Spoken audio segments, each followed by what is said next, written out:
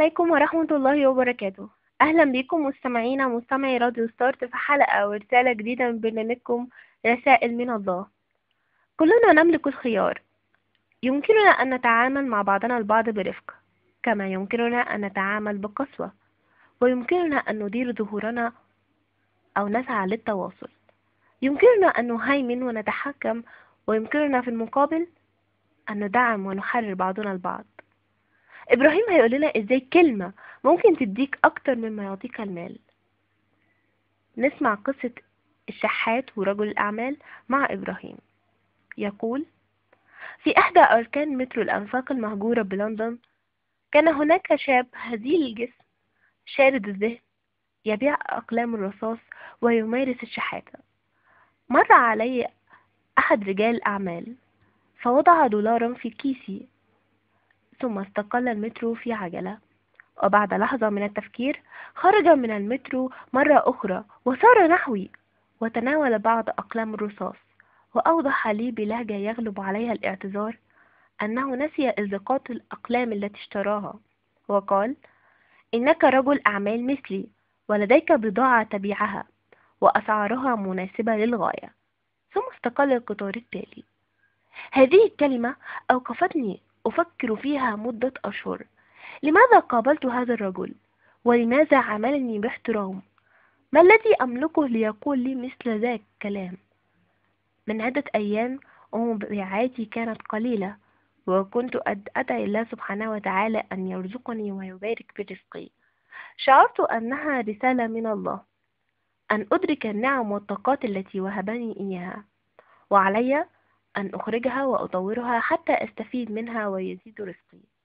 بعد شهور من هذا الموقف، وفي إحدى المناسبات الاجتماعية، تقدم موظف مبيعات مهندم أنيق نحو رجل الأعمال، وقدم نفسه له قائلا: إنك لا تذكرني على الأرجح، وأنا لا أعرف حتى اسمك، ولكني لن أنساك ما حييت.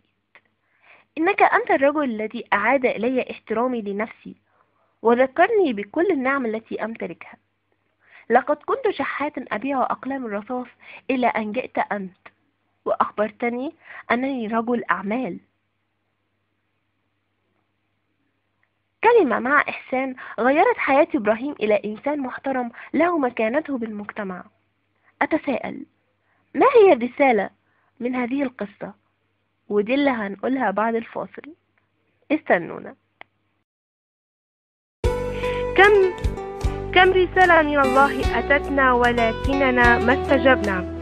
موعظة من خطيب أو إمام أو داعية، نصيحة من محب وناصح، شريط إسلامي مفيد، كتاب مهدي، مطوية تحوي العظة والعبرة، حدث مفاجئ، أزمة مالية، أزمة نفسية، حادث مروري، موضوع في منتدى، صورة معبرة، موت قريب أو حبيب، رؤية منامية صادقة. كل هذا رسائل من الله وصلت تهز وجداننا وتؤثر فينا، فهل استجبنا لها؟ هل أدركناها؟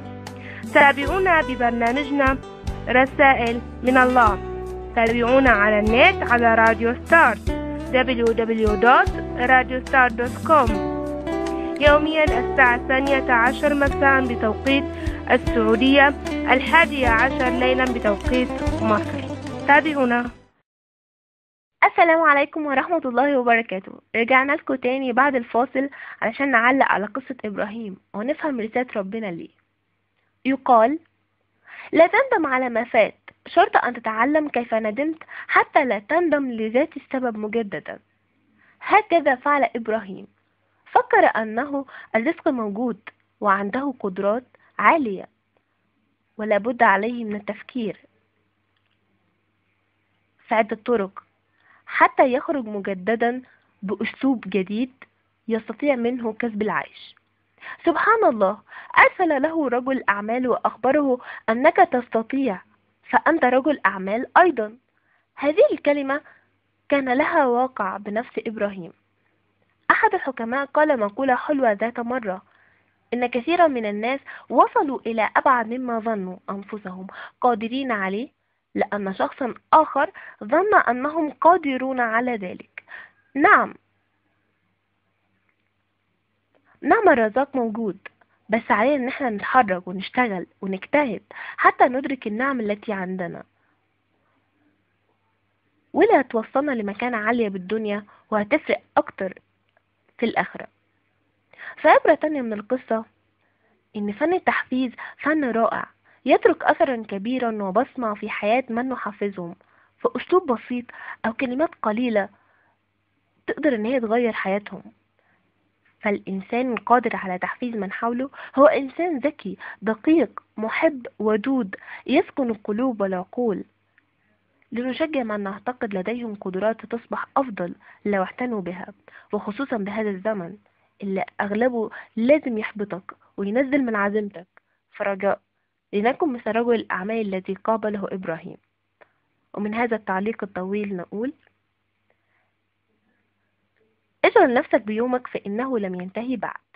استثمر ذاتك لأقصى حد. تذكر ان ربنا وهبك نعم وطاقات لو تخرجها ولو استثمرتها كويس لعشت كريما. ومتستبعدش انك تكون نيوتن او اينشتاين او ابن سينا او ابو بكر الرازي. تفاءلوا بالخير تجدوه. مرة تانية، اشغل نفسك بيومك فإنه لم ينتهي بعد. ووصلنا لنهاية حلقتنا النهاردة. تواصلوا معنا على موقعنا www.radiostart.com وعلى صفحتنا بالفيسبوك www.facebook.com/radiostart وعبر منتديات فور شباب والأستاذ عمرو خالد. ارسلوا لنا أفكاركم وآرائكم قصصكم للبرنامج واحنا بانتظار تعليقاتكم. وعلى لقاء فيكم برسالة أخرى. لكم مني أجمل تحية. كانت معكم أسماء فاخر في رسائل من الله نفتحها معا وندرك. والسلام عليكم ورحمة الله وبركاته.